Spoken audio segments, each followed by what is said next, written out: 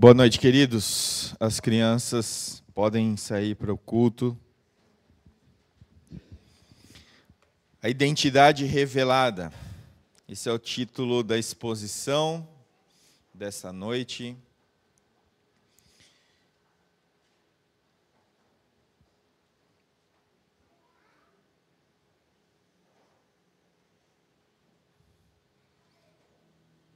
E aqui chegamos, então, à 11ª exposição no livro de Marcos.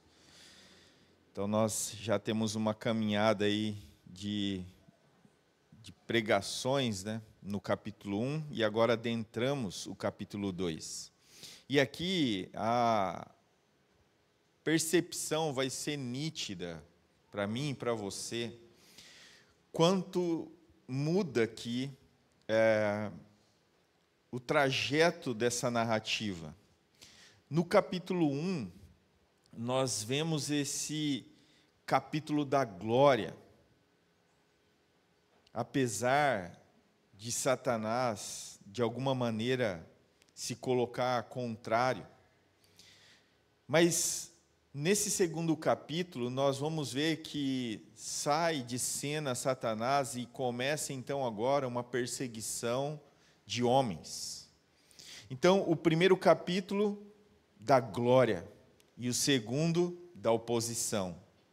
Então, essa oposição que começou com Satanás e seus demônios, agora se veste, então, pela humanidade. Os escribas, os fariseus, os doutores da lei, os herodianos, se juntam para perseguir e matar a Jesus. Jesus, ele muito bem poderia continuar o seu ministério focado na cura, em milagres, e manteria a sua publicidade, a sua fama em alta. Mas nós vimos na exposição passada que esse não era o fim do seu ministério, não era o propósito final da sua vinda. Os milagres, sim, de Jesus têm o seu propósito, marcam a sua identidade, a sua missão, mas eles apontam para algo muito mais importante, que é a remissão de pecados, que é a cura da segunda morte, que é a libertação da morte eterna e da escravidão do pecado, e por meio da pregação do Evangelho. E agora nós vamos ver que aquela multidão reunida na frente da casa de Pedro, e depois seguindo, é outra. Agora, essas pessoas que nós vamos ver, grande parte estavam de fato desejosas de ouvir a mensagem pura e simples, a mensagem do Evangelho, a mensagem de salvação. A sua busca não era mais os seus milagres, eles queriam ouvir uma mensagem de salvação. E nós vimos na leitura de Filipenses que de fato Jesus é Deus. Então, se eu queria guardar algum segredo sobre a identidade revelada, nós sabemos que a identidade revelada é de Cristo, o nosso Senhor. Ele é Deus.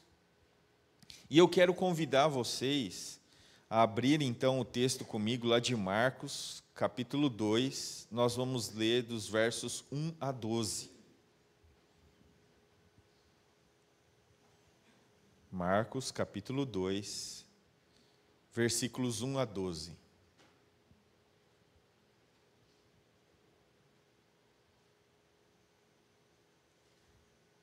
Todos acharam? Diz assim a palavra de Deus: poucos dias depois de tendo Jesus entrado novamente em Cafarnaum, o povo ouviu falar que ele estava em casa. Então muita gente se reuniu ali, de forma que não havia lugar nem junto à porta, e ele lhes pregava a palavra. Vieram alguns homens trazendo-lhe um paralítico, carregando por 4 deles. Não podendo levá-lo até Jesus por causa da multidão, removeram parte da cobertura do lugar onde Jesus estava, e pela abertura no teto baixaram a maca em que estava deitado o paralítico. Vendo a fé que eles tinham, Jesus disse ao paralítico: Filho, os seus pecados estão perdoados. Estavam sentados ali alguns mestres da lei, raciocinando em seu íntimo: por que esse homem fala assim? Está blasfemando. Quem pode perdoar pecados a não ser somente Deus? Jesus percebeu logo em seu espírito que era isso que eles estavam pensando e lhes disse: por que vocês estão remoendo estas coisas em seu coração? Que é mais fácil dizer ao paralítico: os seus pecados estão perdoados? Ou, levante-se, pegue a sua maca e ande. Mas, para que vocês saibam que o Filho do Homem tem na terra autoridade para perdoar pecados, disse ao paralítico: eu lhes digo, levante-se, pegue a sua maca e vá para casa. Ele se levantou, pegou a maca e saiu à vista de todos, que, atônitos, glorificaram a Deus, dizendo: nunca vimos nada igual. Amém? Baixe sua cabeça, vamos orar. Bondoso Deus, Deus de misericórdia, nós rogamos a Ti, pedimos no íntimo do nosso coração, dá-nos entendimento da Tua palavra. E mais que isso, Senhor, nos impele a viver aquilo que aprendemos na Sua palavra. Que nosso testemunho glorifique tão somente ao Cristo, o Senhor e Salvador das nossas vidas. É assim que nós oramos em nome de Jesus. Amém. Antes de colocar a mensagem central, eu quero que vocês vão um pouquinho adiante em Marcos, lá para o capítulo 8, versículos 27 a 30. Essa questão da identidade, ela não fica limitada apenas a esse texto aqui que nós lemos. Por várias vezes, Jesus vai ser indagado, ou vai trazer à tona a questão da sua identidade. Lembre que o povo judeu aguardava ansiosamente o Messias, mas a sua cegueira espiritual, mesmo diante dos seus olhos, eram incapazes de ver o Filho de Deus, o Messias, o ungido de Deus. Olhe só, lá em Marcos capítulo 8, versículos 27 a 30. Jesus e seus discípulos dirigiam-se para os povoados nas proximidades de Cesareia de Filipe. No caminho, ele lhe pergunta: quem o povo diz que eu sou? E eles responderam: alguns dizem que és João Batista, outros, Elias, e ainda outros, um dos profetas. E vocês? Perguntou ele. Quem vocês dizem que eu sou? Pedro respondeu: tu és o Cristo. Jesus os advertiu que não falasse a ninguém a respeito. Então nós vemos aqui, já lá no capítulo 8, lembre que Marcos é o livro mais curtinho ali do Evangelho. Já se dirigindo para o fim da parte central, o capítulo 8. E ainda assim há esse questionamento. Jesus indaga aqueles que andavam ao seu lado.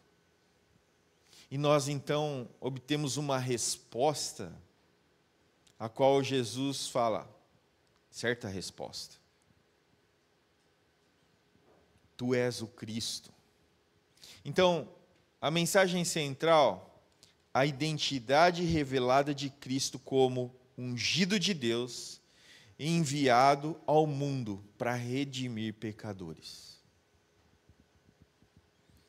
Essa é a tradução dessa expressão, ungido de Deus.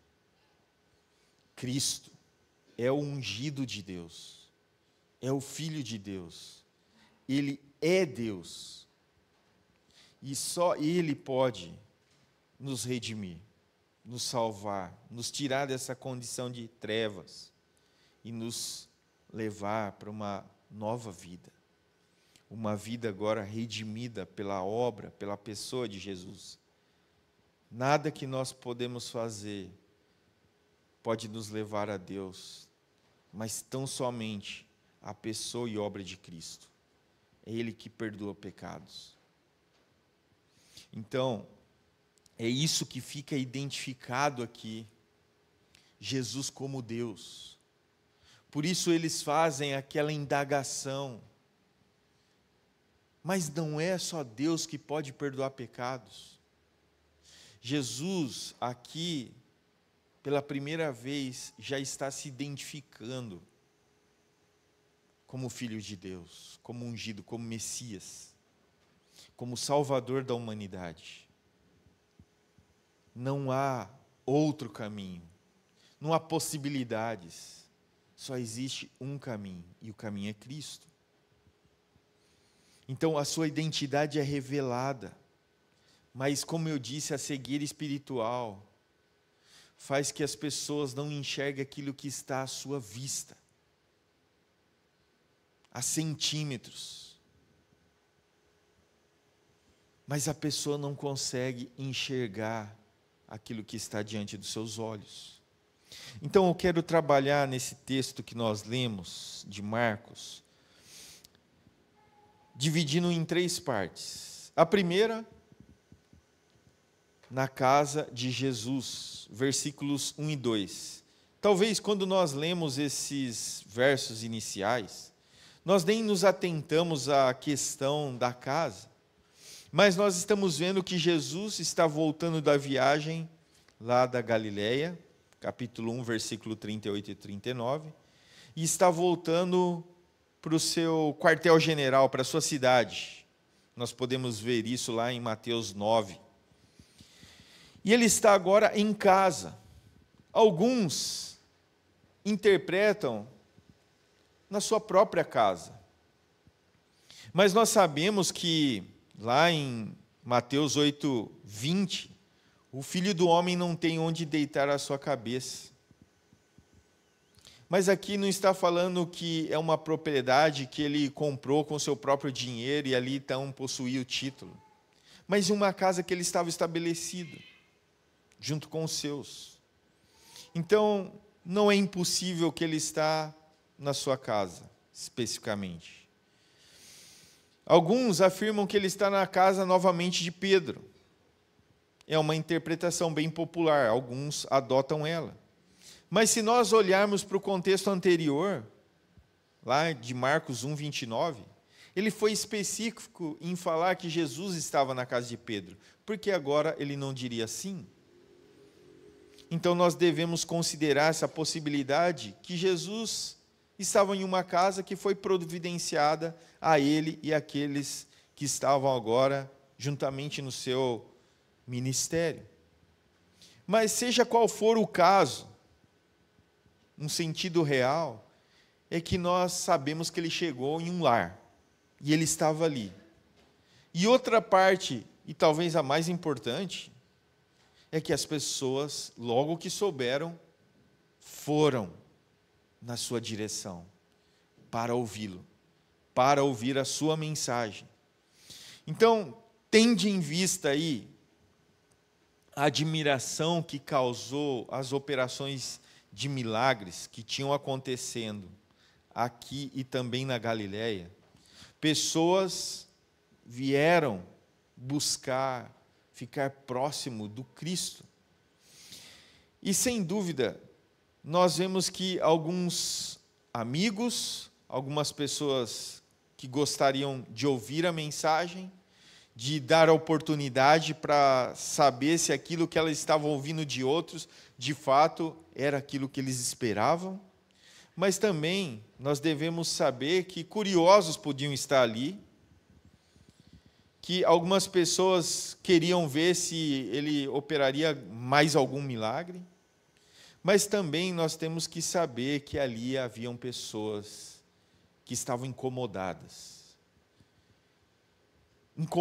com a popularidade de Jesus, a capacidade de tão rápido aglutinar multidões à sua volta.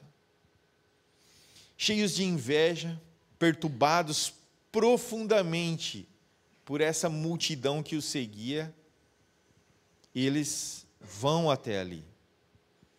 E essas pessoas queriam, de alguma forma, ouvir qual era o ensino e se haveria algo ao qual eles poderiam pegar para benefício próprio.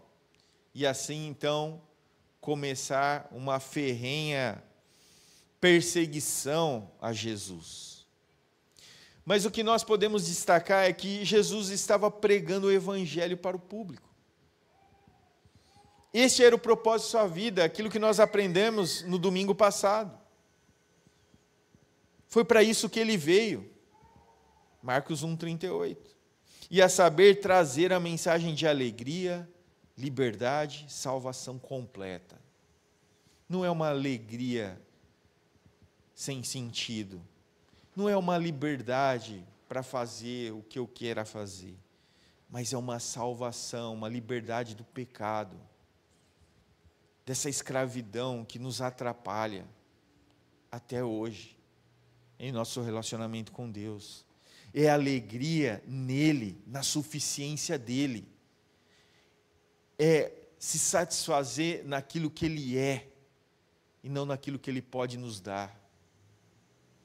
Que ele é Deus, ele é Senhor das nossas vidas. E que isso é o mais importante, porque através dele, por meio dele, é que nós somos salvos. Como eu disse na semana passada, mas em outras palavras, não adianta nós sermos curados fisicamente, se não sermos curados espiritualmente da nossa morte. Não adianta nada eu viver aqui 100 anos e sem Cristo. Não adianta nada eu viver 1000 anos e sem Cristo. O que importa é eu e você temos a certeza que Ele é o Senhor das nossas vidas e que Ele é suficiente para salvar, que Ele nos redimiu para uma nova vida, e ela não está firmada no aqui e agora, mas no céu, onde viveremos a eternidade e de maneira a deleitarmos no nosso Deus e Criador. Então, palavras de graças, simples e claras, saíam dos seus lábios. E aí então, vamos para a segunda lição. Atributos da divindade. O texto diz que eles vieram trazendo um paralítico. 4 homens e mais o paralítico. 5 pessoas. Esse homem paralítico, com certeza, era um desafortunado à vista da sociedade. Assim como nós vimos a questão dos leprosos, que se colocavam à parte da sociedade, aqui não era tão diferente, porque era comum olhar para alguém com uma deficiência como alguém que estava sendo punido por conta de algum pecado, e um pecado grave. Então, essa doença que acometia e era caracterizada pela perda dos movimentos musculares, por causa dos danos causados na sua coordenação motora, talvez na sua coluna cervical, o impedia de ele sozinho ir na direção de Cristo. Ele era um incapaz de movimentar-se. Ele precisava ser carregado.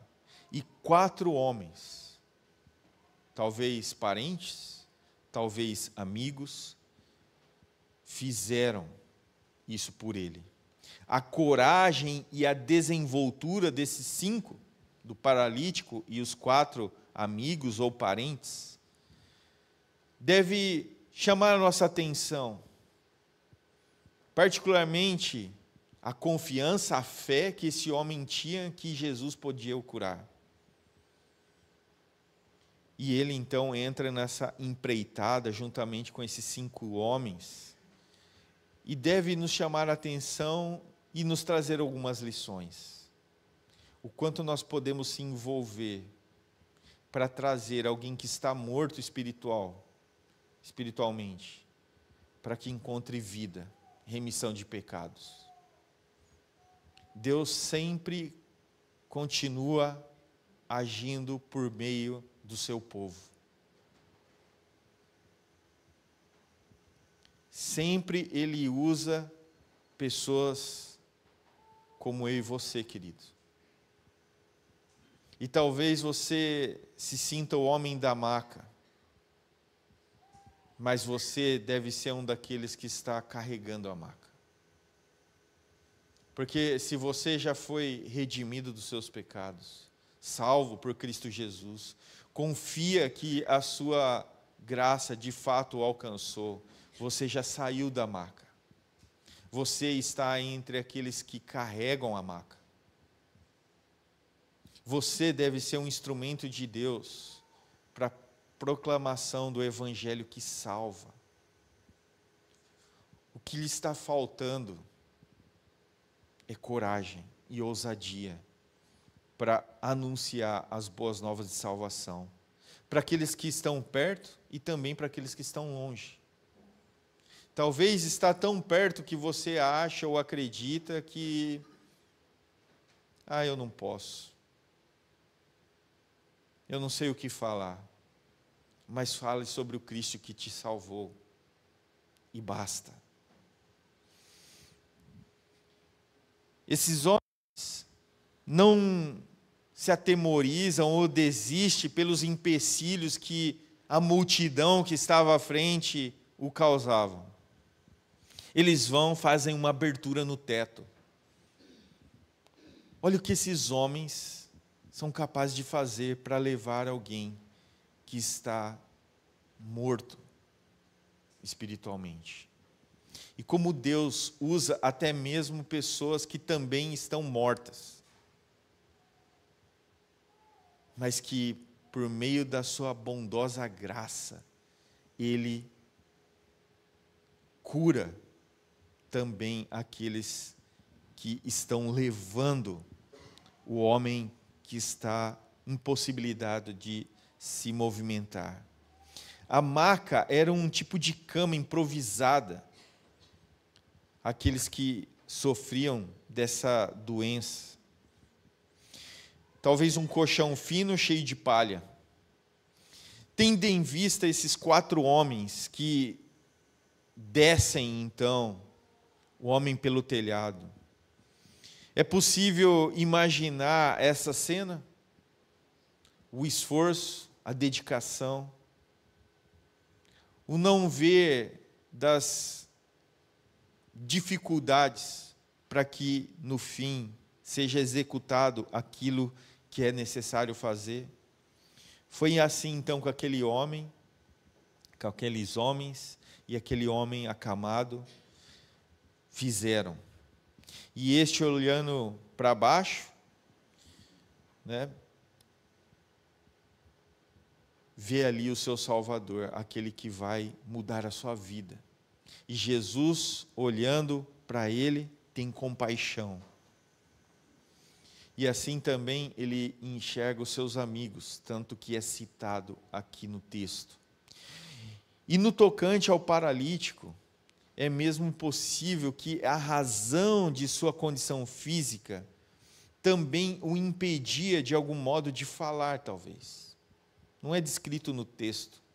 Mas o que nós temos certeza é que Marcos não menciona qualquer fala dos amigos e nem mesmo daquele que estava sobre a maca.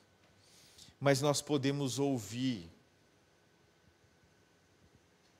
pela confiança de passar por tudo que passaram, que eles tinham de serem abençoados com tamanha dádiva por aquele que era o Senhor dos senhores, de redimi-lo daquela situação, de tirá-lo da maca.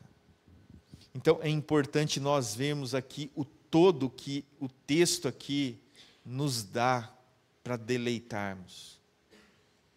Imagine a cena e tudo que está em volta disso. Sua fé toca o coração de Jesus, mesmo ele não falando nada. Olha o versículo 5. Ora, quando Jesus viu a fé deles, não só do homem que está na maca, mas deles, disse ao paralítico: Filho, os seus pecados estão perdoados. Agora se dirigindo especificamente àquele homem. É muito comum inferir que Jesus disse isso fazendo uma conexão da doença do homem com o seu pecado. Mas essa inferência é injustificada. Embora seja verdade que entre os judeus não era incomum essa noção que uma pessoa seriamente afligida devia ter, de fato, cometido um pecado sério. E como as passagens do Evangelho provam, Jesus combate esse erro. Combate. Mas em relação a esse paralítico, especificamente, tudo o que sabemos é que, de fato, o que mais o incomodava, provavelmente não era a sua paralisia, mas era essa ideia equivocada que aquele seu problema era fruto do pecado. E por isso eu coloquei atributos da divindade, porque nós conseguimos aqui destacar pelo menos 2 atributos: onisciência e onipotência de Jesus. Jesus poderia, de fato, falar primeiramente ou somente levanta-te e ande. Ou como ele falou para o leproso, eu quero. Ele é Deus. E por ele ser Deus, ele sabia aquilo que mais incomodava aquele homem. Era um entendimento equivocado que a sociedade imprimiu nele e que aquilo que ele vivenciava, a sua paralisia, era fruto de um pecado. Então, Jesus sabia, todavia, que os pecados desse homem, as muitas maneiras pelas quais, por meio de suas atitudes, pensamentos e palavras, tenha errado o alvo de uma vida em harmonia com a vontade de Deus, o entristeciam profundamente. Talvez seja a murmuração, a reclamação: por que eu tenho que ser um paralítico? Talvez as palavras duras a respeito do próprio Deus, por conta da sua condição. Os seus pensamentos, as suas ações. Mas o que nós vimos aqui é que Jesus, na sua onisciência, por conhecer o mais profundo daquele coração especificamente, assim como ele conhece o meu e o seu, ele sabe o que era mais importante para aquele homem. E então, ele fala: filho, os seus pecados foram perdoados. Então, de acordo com Mateus, Jesus, de maneira terna, ele usa a expressão filho aqui no texto. E aqui, como se estivesse falando para uma criança. Jesus disse, e ele complementa: perdoado estão os seus pecados. Então, não é somente para o paralítico esse pronunciamento de perdão, foi uma inestimável bênção, mas para aqueles seus benfeitores, que com certeza se alegraram com tamanha dádiva. Eles se alegraram com a alegria daquele que vivia acamado. Mas ainda, isso era uma lição para todos os presentes. E todos ali cientes daquele fato que para o povo judeu era fruto de um erro, de um pecado. Eles veem Jesus como aquele que é capaz de curar o que só Deus pode curar. Então, se alegram com a estimada bênção, muito além das bênçãos materiais. Agora eles estão presenciando que Jesus, ele podia fazer muito mais do que tirar alguém dessa condição de acamado, de paralisado, mas de perdoar pecados. Então eles reconhecem, não todos, a autoridade de Jesus. O direito e o poder, a sua onipotência em curar alguém que está numa condição que para eles não poderia haver solução alguma a não ser algo sobrenatural. E Jesus nunca encarou o pecado como algo trivial. Ele nunca disse: vocês têm um sentimento de culpa, esqueçam isso.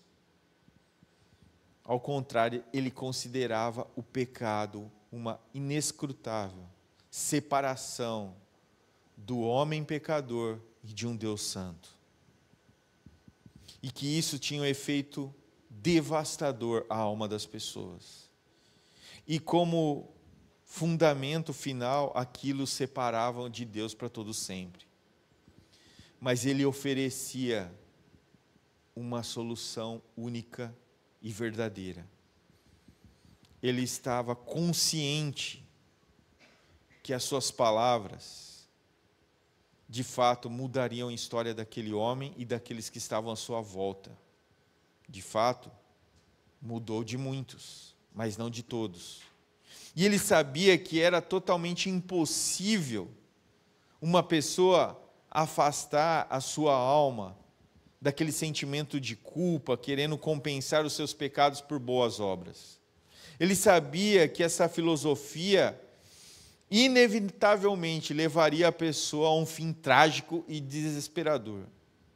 Mas em vez disso, ele vem e proclama as boas novas. E antes de oferecer de fato a solução física, ele fala sobre o perdão de pecados, sobre a expiação de pecados, que lá no capítulo 10, ele vai repetir no versículo 45. Eu não vim para ser servido, mas vim para resgatar a muitos. Ele veio para servir. Então nós vemos na leitura de Filipenses exatamente isso.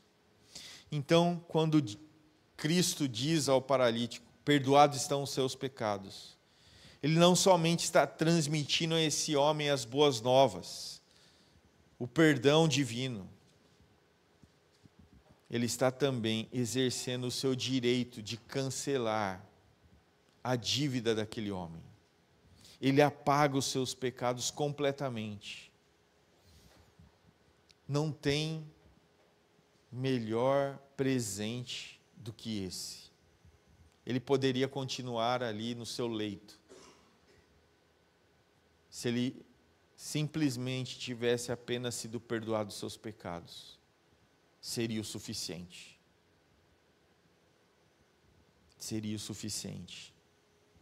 Então, em Cristo, Deus desfaz qualquer condição terrível de uma pessoa inválida. E Ele recebe essas pessoas pela fé que essas pessoas têm tão somente no Cristo que pode salvar, e assim os adota como filhos. E por último, a identidade.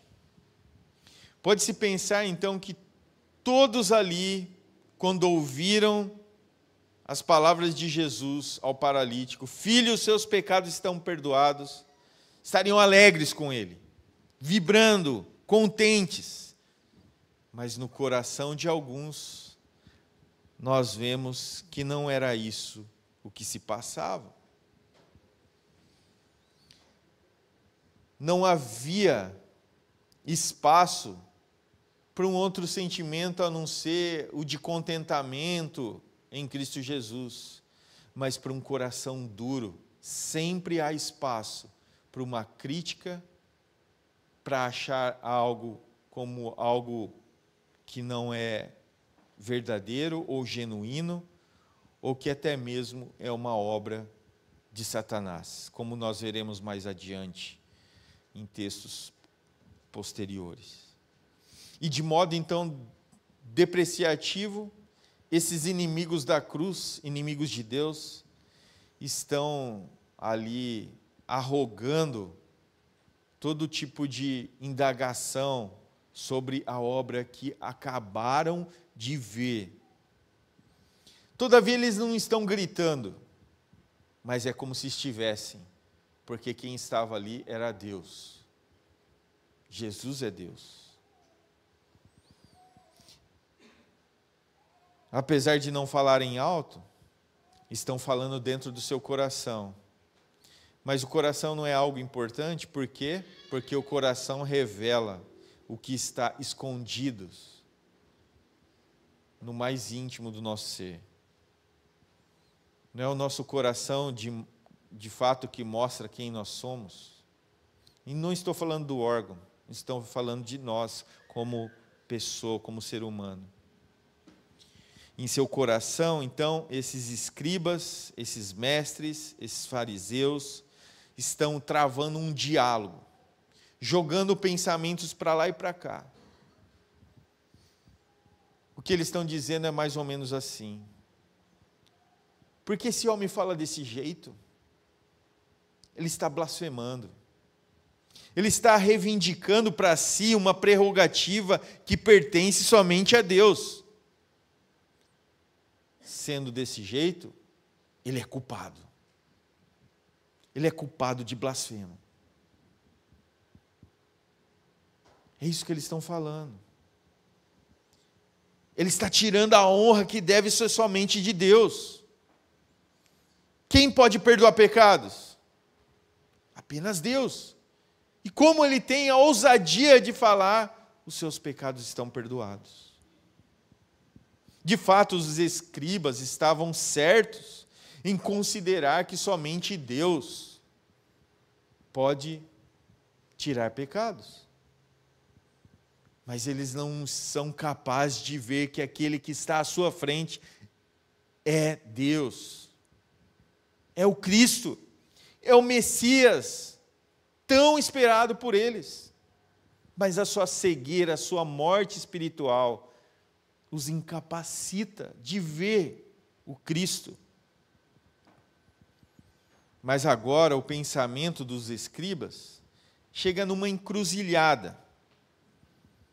E eles vão ter que tomar uma direção. Primeiro, Jesus é o que, por implicação, alega ser Deus. Primeira opção. Segunda opção, ele blasfema, no sentido que injustamente reivindica para ser um atributo, uma prerrogativa de divindade. E qual é a opção deles, irmãos? A ou B? O que eles escolhem? Jesus é Deus? Não. Ele é blasfemo. A opção B que eles escolhem. E não só cometem essa trágica escolha, mas tudo o que nós vemos adiante é um acúmulo de erros. E aí, então, Jesus coloca às claras. É fácil para ele dizer: os seus pecados estão perdoados. Eles pensam assim, pois ninguém é capaz de refutar. Como nós vamos saber se esse paralítico, de fato, teve seus pecados perdoados? Nós não conseguimos ver. Nós não podemos saber. Por isso ele usou essa expressão. No entanto, dizer ao homem: levanta-se e anda, seria mais difícil. Pois se nada acontecesse, como é provável, estariam todos aqui para testemunha da vergonha. Então eles optam por alegar que Jesus é blasfemo. Mas Jesus, que é Deus, percebeu em seu espírito o que os escribas estavam pensando. Suas deliberações mais íntimas não estavam ocultas diante dele. Porque nada, irmãos, que eu e você, assim como os escribas, pensamos e não jogamos para fora, passa desapercebido. Talvez, para mim, ou para você, nós escondemos das pessoas que podem estar constantemente conosco. Mas Deus, dele, você não pode esconder. Abra sua Bíblia em Hebreus 4:13.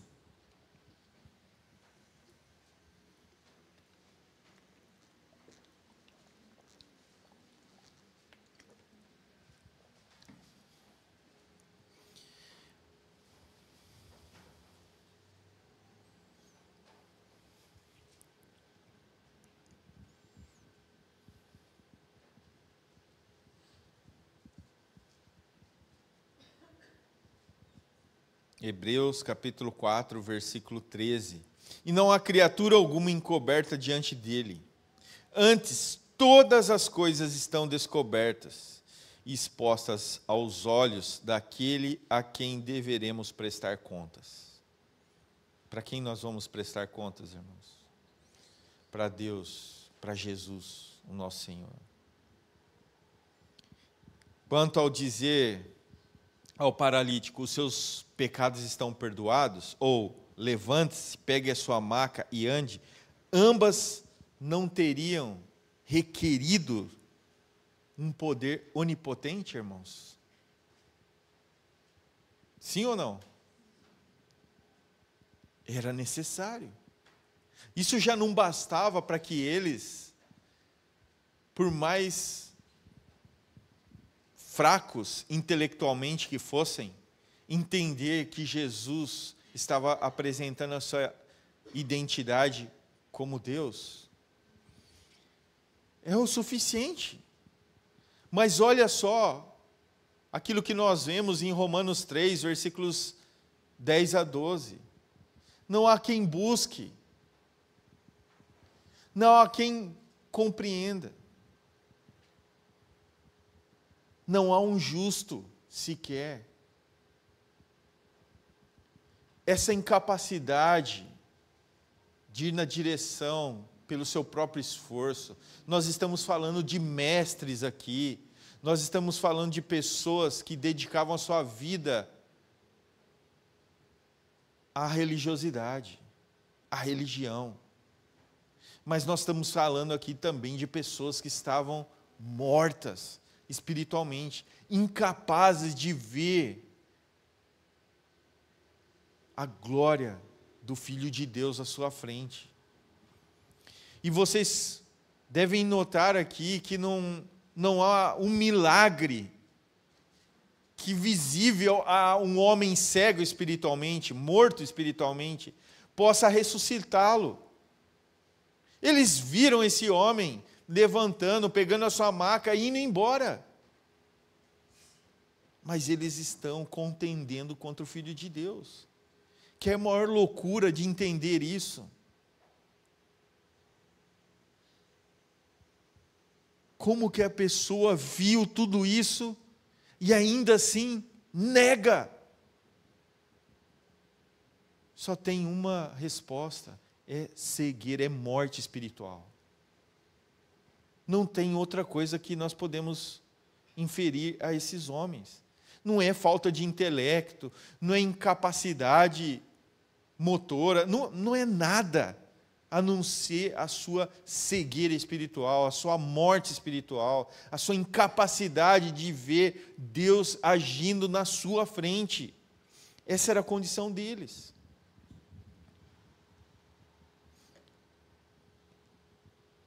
Destacando então sobre a identidade. Então, ao paralítico ele diz as palavras: eu lhe digo, levante-se, pega a sua maca e vá para casa. A obediência à sua ordem prova que ele, o humilde, porém glorioso Filho do homem, tem autoridade divina na terra, tanto de perdoar pecados, tanto de renovar aquele que estava paralisado. Mas o que mais importante é, antes que a porta da graça seja fechada, para perdoar pecados, isso é o mais importante. Enquanto nós aguardamos como igreja do Senhor a volta de Cristo, há salvação. Depois, não há. Então, hoje é o tempo de arrepender e crer. Hoje é o tempo de nós, que já salvos, firmarmos ainda mais o nosso compromisso em gratidão a Deus por aquilo que Ele fez por nós. E também o compromisso de anunciar as boas novas. E também o compromisso de andar em unidade, para testemunho da glória de Deus em pessoas diferentes, mas que vivem para a glória de Deus. É isso que nós devemos ser como igreja. E aqui, pela primeira vez, dentre as tantas que Marcos vai usar, essa expressão, Filho do homem. 14 vezes Marcos vai usar aqui no seu livro. Ele vai usar 2 vezes nesse capítulo. Depois, no meio do livro, do capítulo 8 ao capítulo 12. E depois, no final do livro, ele vai usar mais 2 vezes. Então, 2, 7 e depois mais 2. Então, o que nós vamos vendo aqui é que essa autodesignação de Cristo, revelando Ele como Filho do homem. O que Marcos quer nos ensinar? O que Marcos quer trazer a nós sobre esse ensino? Primeiro, ele caracteriza Jesus como o servo sofredor, aquele que será traído e morto. Tudo acordado com um decreto divino, mas voluntário e vicariamente, como servo do Senhor. O seu sacrifício voluntário, então, terá uma recompensa. Sendo morto, ele será ressuscitado. Tendo partido da terra, um dia, em glória, voltará. E assim, então, a destra do Todo-Poderoso cumprirá a profecia de buscar os seus. Então, intrinsecamente aqui, essa gloriosa glória de Deus alcança o seu ápice para aqueles que creem, para aqueles que são separados por Deus, para aqueles que são salvos. E na pessoa do Filho, nós encontramos salvação. A glória do Filho do homem fica evidente também no que segue no verso 12. Ele se levantou imediatamente, pegou a sua maca diante de todos. O homem que creu, que acreditou, naquele que mandou ele levantar e andar, cumpriu a condição que apontava para Jesus como Deus. Ele ordena e aquilo que ele ordena se cumpre. Aquilo que ele fala se faz. E de fato nós vemos que no decorrer do texto, aquilo traz um impacto profundo às pessoas que estão à volta. De tal forma que todos ficaram admirados e glorificaram a Deus, dizendo: nunca vimos nada parecido com isso. Então Marcos mostra esse espanto das pessoas. Nunca eles tinham experimentado algo assim. Nunca eles tinham vivido algo assim.